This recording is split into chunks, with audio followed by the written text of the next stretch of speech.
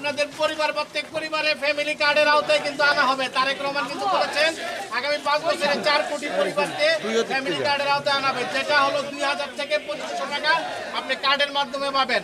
যারা আর্থিকভাবে স্বাবলম্বী তারা কার্ড না নিলে চলবে, বাকি যারা নিতে চান প্রত্যেকজন পরিবারের প্রধান যিনি কর্তৃ উনি পাবেন। সেই সাথে চিকিৎসা সেবা যারা সিনিয়র সিটিজেন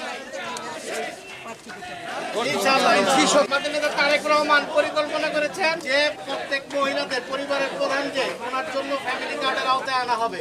সেই ফ্যামিলি কার্ড 2000 থেকে 2500 টাকা প্রতি মাসে এই কার্ডের আওতায় আপনারা পাবেন পরিবারের উপকারের জন্য। আর যাদের প্রয়োজন নাই তারা না নিলেও চলবে, কিন্তু 4 কোটি পরিবারে আগামী 5 বছরে এটার আওতায় আনা হবে।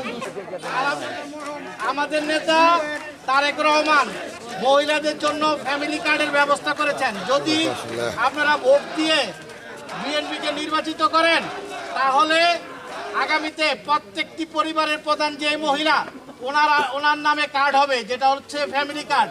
উনি প্রতি মাসে 2 থেকে 2500 পরিমাণ টাকা ওনার কার্ডে থাকবে পাবেন। এই কার্ড দিয়ে উনি চাল ডাল থেকে শুরু করে পারিবারিক নিত্যপণ্য যা কিনা যায় এই কার্ড দিয়ে উনি করতে পারবেন।